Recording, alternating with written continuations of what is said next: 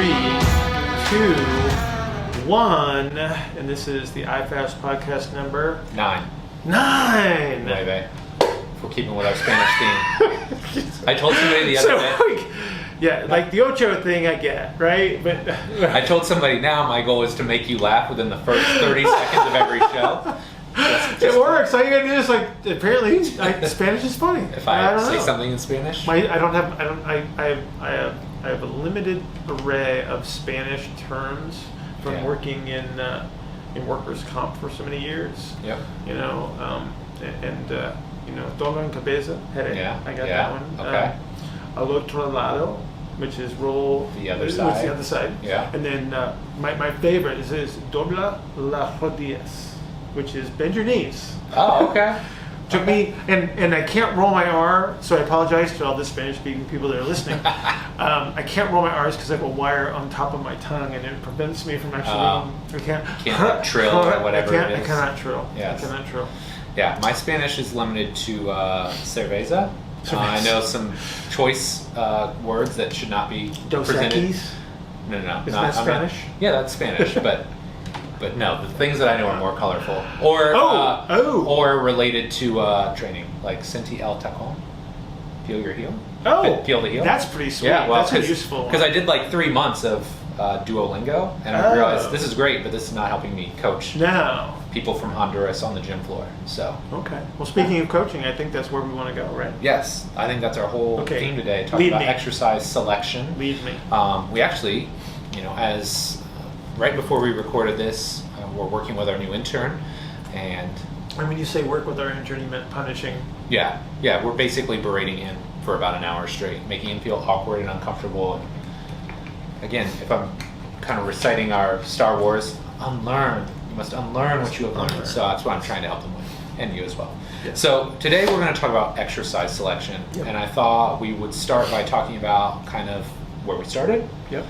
Kind of the middle ugly ground of where we were, and then where we're at today, which I think is a far more refined approach. So, if I can lead here a little bit, I think back to when I was starting, and I think where you come from always has a huge impact on how you started as a coach, right? So, from the personality I took on as a coach to the way I wrote a program, and I was a powerlifter. I got into powerlifting because I was an athlete. I was looking for, one, a competitive outlet, but number two, I felt like, if I'm going to coach these things, I should be able to do these things with a decent amount of proficiency. So went into powerlifting, and that was great. It gave me a strength base. It gave me a certain level of confidence going into a weight room. But I think it also very much limited my thinking early on, in the sense that I approached everything with this mindset of, well, every program is built around a back squat, a barbell bench press, and some form of a deadlift. Right. And so you start there, and then everything else is kind of filler. Again, if you're writing a powerlifting program, it's not probably a huge deal because you need those lifts. But my thought process was, I'm going to build muscle, I need those big lifts. If I'm going to run a body comp program, those will help build muscle and get the metabolism up and all that. So that was my thought process early on, was, okay, I'm going to have these 3 lifts I know on different days, and I'm going to fill everything else in around that. Like, how did you start? When you start writing a program early on, like, what was your thought process to what exercise you chose? Oh, well, it was all about muscle, because I was a bodybuilder in the late 80s. I actually got on stage a few times in the skivvies and the paint on tan and everything. And so everything, and I think that this is still a bit of a problem, to be honest with you, as far as a lot of the perspective that goes into writing programs where people are still thinking about muscles. And while the whole movements versus muscles concept has been around for a long period of time, I think it's even beyond that that we have to consider, and I think that's where our evolution has taken us. But no, for me, I mean, Muscle and Fitness and Flex Magazine were the foundation of everything. Yes. Right? So it was all about bodybuilding, it was all about putting on muscles. And so same exercises that you would default to as a powerlifter, I was using the bodybuilding variation of that. Okay. And so a lot of my programming looked a lot like the programs that I did, which is basically the same program for like 3 years or 4 years or 5 years or whatever I did it for. And so there wasn't a whole lot of variation on a theme, because if if my perspective at that point in time was that training is about muscle, then muscle is the end game. And so it's always the big exercises. Right. It's always higher volume, and it's always higher frequency. So like the exposures were ridiculous, 4 or 5 times a week minimum, kind of a thing. And you're, again, because the resources that we had available to us, we did not have the internet. So all you kids out there, prior to the internet, we had printed words and and VHS videotapes. Yes. And so that's where we got our information. And so it was very sparse.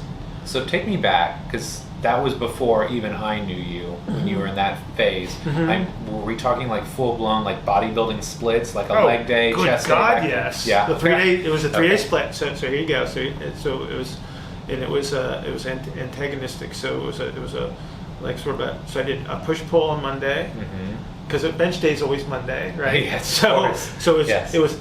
As we would say back in the old days, it was chest and back on Monday, arms on Tuesday, legs on Wednesday, and then you would repeat the first 2 on Thursday, Friday, take the weekend off because you have to recover, and then you start over with the second day. So then the following Monday would be the arms, and then legs, and then chest and back, and so on and so forth. So there was thankfully there was some element of rest and recovery in there, for sure. And I did okay. I mean, for my frame, carrying out carried a lot of muscle, man. 35 plus pounds. It was hard. It was very difficult to do. You ate a lot when you didn't want to eat, but it does work as far as what I perceived as the end goal needing to be. But obviously, when we start looking at the general fitness population, we start looking at athletes. To have that perspective is so limiting. Yes. And potentially destructive. For sure. Okay, so at what point did you have the realization of what I'm doing either isn't working or there's got to be a better way? Was there like a key moment or a key period in time where you're like, I just feel like I could do this better? Yeah. The structural reductionist model that's taught in physical therapy school had an element of that, I think, as far as at least expanding perspective, right, and looking at other potential influences other than just purely muscle mass. So you're looking at the influence of how a movement takes place and such. But it was still so lever systems and two-dimensional geometry and things like that. Right. And you can still be successful with that. Right. Because we were, when we first opened, however, was it 11 years and change? 11 years and change ago, we were effective, but our programs were lengthy. Yes. We spent a lot of time doing a lot of stuff when we probably could have, if we it's like if I knew then what I know now, instead of 5 activities, I could pick it down to 1 or 2 maybe. Right.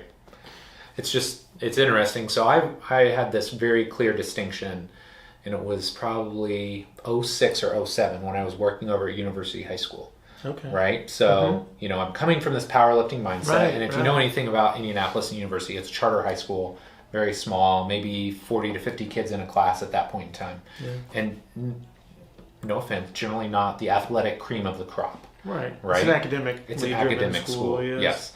So I remember I'm working with their boys basketball team, and day one, it's squat day, right? Like you squat first session of the week. And I remember trying to teach these kids how to back squat. And so, first off, if you've ever coached a back squat, there's like 20 cues just to get the bar out and to where, like do this, shoulder blades back, big breath, feet underneath you. There's like all, and I remember reading Dan John at the time. He's like, well, why don't you just like goblet squat? And so like the next week I went back and we goblet squatted, and I was like, oh my God, this is like 2 cues. Right. Put your elbows out in front. And so for me, that started this whole idea of, there's a lot of exercises. What if I could just pick a better exercise and therefore not have to cue as much? Right. And I think for me, that started the whole like idea of progressions and regressions. Right. Like instead of trying to put this square peg in a round hole, what if I could choose the best exercise for each person? Right. So that's what started it for me was, hey man, let's like really dig in and like try and flesh this out. So we created a squat, continuum and a hinge continuum, push-ups and, all these different variations. Right. And I think that was huge. Like that alone, when you're going from... It's a huge step, and I think a lot of people go through that, but it is a huge step. Go ahead. And so, like, that's where things started to evolve, I feel like, for me. But I think even from there, if we can kind of fast forward to where we're at now, it's like, okay, what if we took the exact same activity, which we just did out there, right? Using a goblet squat to a box. How can we alter said activity for different presentations and different body types? And I think that's kind of the goal with all this is you always want to pick the best exercise, right? And having that understanding of, okay, biomechanically, where is this position? What things can I change about their environment? Can I lift their front foot, lift their back foot, whatever? Can I make those changes? But then there's so many changes just within an exercise or activity that can make an impact on how it's executed. Yeah, I think the biggest mistake that a lot of coaches or trainers make is choosing an exercise that requires a lot of cueing. So the goal of the exercise is to actually minimize that. That's how you know you have a better choice, is when the client or the athlete can just focus on the execution of the exercise rather than thinking about cues. And granted, there's learning involved, and I get that, but literally just the thing that you said about trying to teach someone how to back squat versus goblet squat, it's like sometimes it's as simple as holding the kettlebell in front of you and just saying sit down between your feet, and then you're done, and then they can just execute, and they're all happy campers and they're successful, so they come back because they like you, versus trying to fill their head with 25 different things, and now you've got paralysis by analysis, and then you've got nothing. But it's part of the process of the coaching evolution that distinguishes those two frameworks of execution, I think, and everybody needs to go through that. But you hear me harp about this all the time about apprenticeship and mentorship and things like that. And I think that's one of the things that is infinitely important in the development of any coach. And so, when we pick on the intern, or when we have multiple kids going out there at the same time, the reason that we do that, though, is so they can start to see this very, very quickly. So it is drinking from the fire hose, as they say. So they just, the realization of, oh my gosh, there's so many different ways that I can manipulate this exercise to actually improve the outcome, but I only might need to give one cue. Right. And then when you can find that one cue, now you look like the great coach. Yeah, and I think that's like one of the big things for me early on was when you're starting off, you don't want to say anything, right? Because you don't want to say the wrong thing. Right. You accumulate information, and you start to see more stuff. So you get to this crest where it's like you're over-cueing, you're overthinking everything, and then you get to this point where you're like, well, I'm actually losing effectiveness.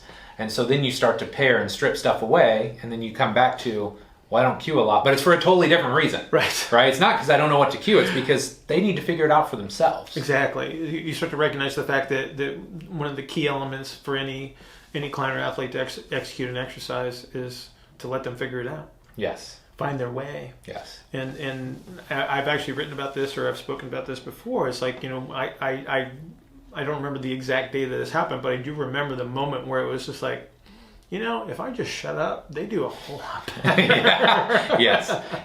But it's hard, especially I think as a trainer or a coach. Sometimes early on, you feel like they're paying me to coach them. Yeah. And in some instances, yes, but they're paying you to, one, get a result, and number two, to help them move and feel better. Right. So if you're choosing the right exercise and they're figuring it out, they're achieving that goal. Yeah. But there's an insecurity where people need to validate their existence, and I think that the understanding is that let the client do the execution, and you're the guide, and so you only intervene and interject when you need to.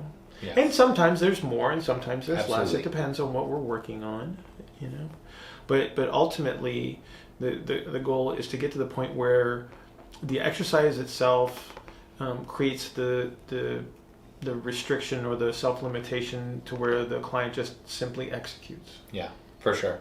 So it's funny, I had some of my college athletes in this past week, and so anytime they come in, they're torn between, do I do what Mike and the crew do at IFAST, or do I do what my college program said?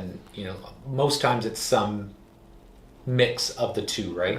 But one thing I am always shocked by is the sheer volume of exercises that these programs have.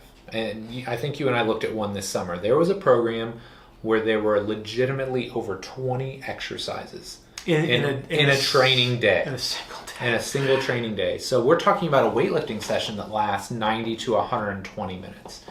And, I was probably guilty of that early on where you but even on my worst, I think I had between 8 and 10. And I think one of the reasons that you see that when it comes to exercise selection is either, number one, you don't have a clearly defined target or goal for the day, like the outcome that you want to achieve, or number two, you're just simply unsure of how to do it.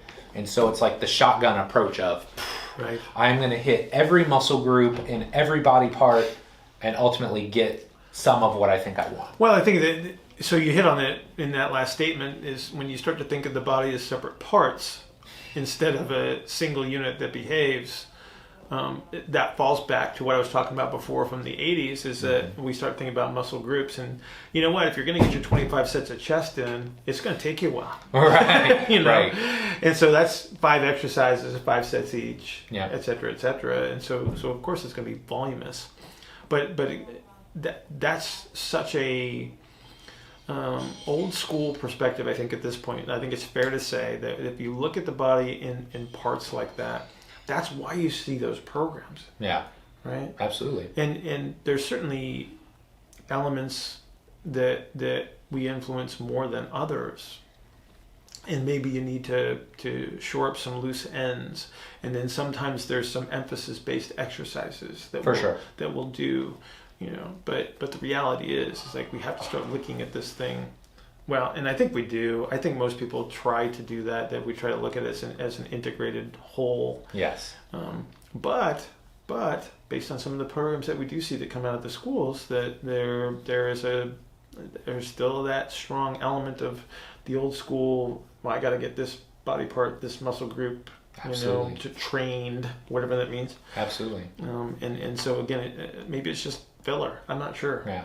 So I have a question for you. What year would you define as your bodybuilding peak? Oh, Jesus. Bill Hartman's peak physique was in... Okay, so we're talking like sheer body mass?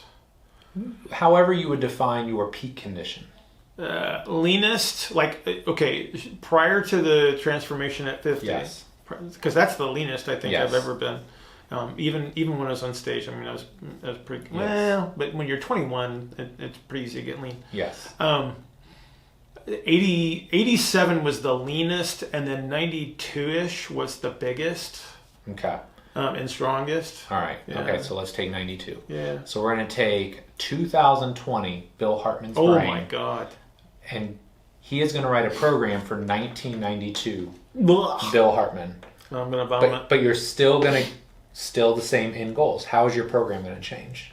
How's it going to change from then to now? Yeah. Holy crap. So how are you going to write a program to get yourself as big and strong as possible? Oh, that's easy. Okay. How does it change? Okay. So here's a couple of things that you would want to keep in mind is that, so you got to think about the primacy element. So the first thing that you do in the gym is most impactful because energy is the highest. Your ability to generate either mental or physical intensity is at its highest. And so you're going to take that moment in time, and that's going to be the primary adaptation. Yep. I still think that if you're talking about sheer body mass, so you're trying to put on body mass, I still think that there are elements where you could go like an upper lower kind of a scenario, because it is so demanding from an output standpoint to do the really big exercise like a bench press or a squat or a deadlift. And so, but if we're talking about just putting on muscle mass, literally take that one exercise and do a massive amount of volume and slowly accumulating fatigue over that first part of the training day. Okay. And so you've seen the Mass Effect template that I wrote. And so it's a little silly and ridiculous when you first look at it, and then you start to look at the premise, and then it starts to make a little bit more sense. And so if you're looking at the ability of, like most people's volume tolerance at a very high intensity, it's going to vary based on training age, but if you have a relatively high training age, you probably got somewhere in the general vicinity of like 8 to 12 really workable sets for the day. right, for the day. Right. Right? Yeah. And so that's where you're going to spend your greatest amount of time. And then the rest of the stuff becomes the things that you perceive to offset the negative secondary consequences of doing what you just did. Yeah. Right? So when you're talking about big exercises and you're talking about high force output and you're talking about what we would call an exhalation strategy. So these are high pressure, high force exercises that steal motion. Yeah. They actually physically steal your ability to move. Because that's what they're supposed to do. Because you don't twist under a squat, you don't twist under a bench press, and right. you don't twist under a deadlift, and so you're trying to make yourself as immobile as possible within that framework of the exercise. And so then you spend the time to make sure that your ability to inhale or expand or turn is still available to you. Yes. And so that's the remainder. And thankfully, those don't require nearly as much intensive efforts. Yes. Still effortful, but not the same. And so it's easier to do that after the fact. And so that would be the biggest influence is like, I'm just going to front load this training session. And it doesn't matter what we're talking about. So if somebody came in here and so let's just say that we're working with the soccer players and we're doing something that like we're emphasizing like top end speed or something like that. You talk about like the most neurologically demanding activity of all time. It's probably top speed sprinting. For sure. And so that's first. Yeah. Right? And the volume tolerance is actually probably going to be even less just because of the amount of output. But again, it's like how many reps of top speed sprinting are you gonna put out? So it's probably going to be slightly less than what it would do from a strength standpoint. Right.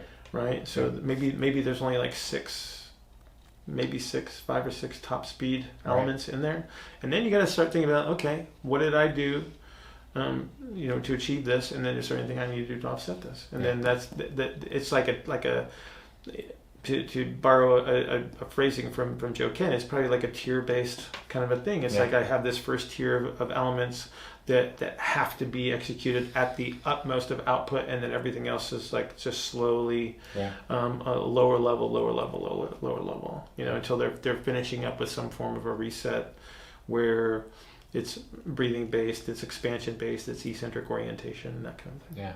No, I love it. And that's very similar, I think. Like if I would go back and write a powerlifting program for myself now, it's like, okay, you're going to focus on your main, and then the rest of the stuff is to kind of unwind you and, whether it's front loaded, pushing you back, or split stance, reaching base, things to open up the backside of the body. It's well, you talk about closure of the posterior elements. The compressive strategy for pure force output that powerlifter would use. It's like, that's why there's so much lat work in there. That's why there's so much pressing. That's why there's so much hinge oriented stuff, because that's what you need to lift big heavy weights. Yeah. And then the question becomes is like, okay, if I'm an athlete, how much of that is necessary, and then how much of that takes away what I'm trying to achieve? Well, and that comes back to our point from a couple weeks ago where it's like, okay, strength's important, but I think we are also very quick to overdo strength. Well, because it's easy. Well, it's the most easily measured thing, right? So as a young strength coach, it's very easy to put your stamp on, well, this kid squatted 315 when I started. Now they squat 345. I did my job. They're strong. Yeah, exactly. Versus looking at performance as a more key indicator. And that's performance is just difficult to measure. It is. And so again, I think